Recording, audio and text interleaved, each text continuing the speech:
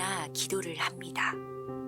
취직이 되기를, 아픈 아이가 무사히 낫기를, 하는 일이 다 잘 되기를, 하느님, 부처님 또는 조상님에게 빌기도 하고 자기 자신에게 다짐하듯 기도를 하기도 하죠.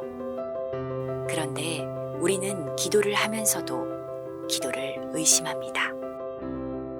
모든 기도가 이루어지지 않는다는 걸, 때로는 기도의 내용과 정반대 상황이 연출된다는 걸 경험으로 알기 때문이죠. 오늘의 주인공인 박종만 씨 역시 그랬는데요. 자신이 직접 겪고도 믿기지 않을 만큼 신기한 경험을 했다는 종만 씨의 사연을 들어보겠습니다. 대전에 사는 박종만입니다. 네, 반갑습니다. 예, 있었습니다. 흑모설이라는 건데 그것이 이번 연분반을 통해서 낫게 됐고요. 금년 1월 중순경에 양치질을 하다가 거울을 보게 됐어요. 거울을 봤는데 혀가 한 3분의 1 정도가 새카맣게 된 거예요. 건강한 혀는 보통 옅은 분홍색을 띄어야 하지만 검게 변한 그날의 혀는 혐오스러운 느낌이 들 정도였다는데요.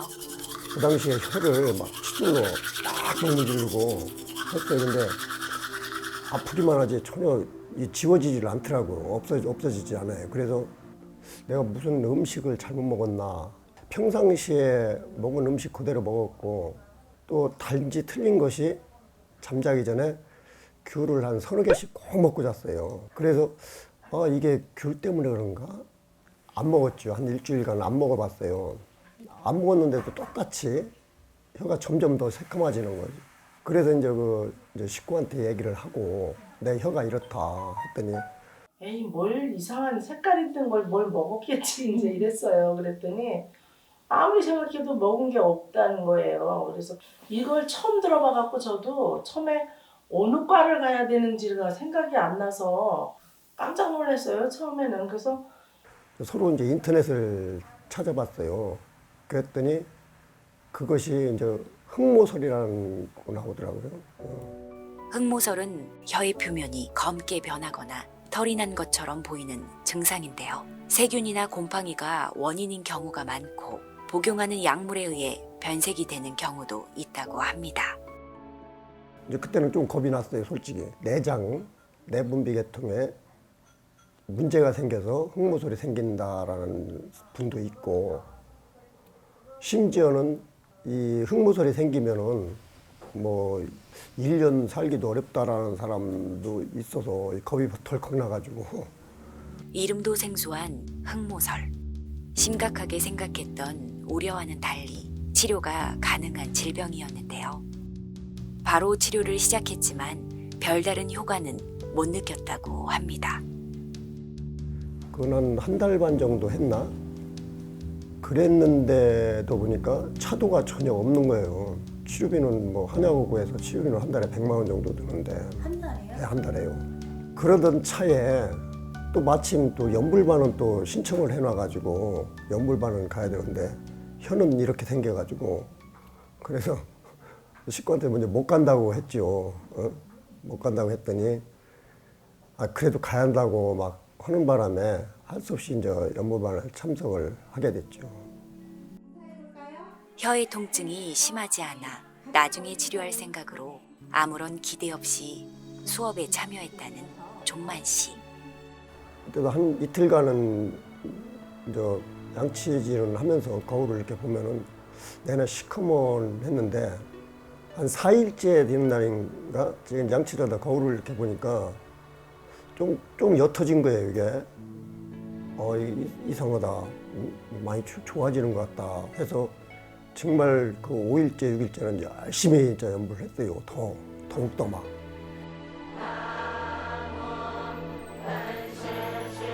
(300여) 명이 함께하는 연불. 그 열기에 취해 정말 열심히 연불했다고 합니다.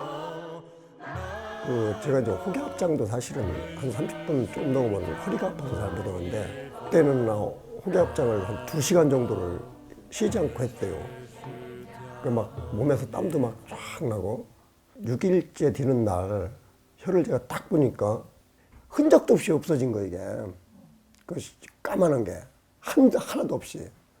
그럼 연불방 기간 그 일주일 안에 이게 그러니까 일주일 안에 다 벌어진 거라니까.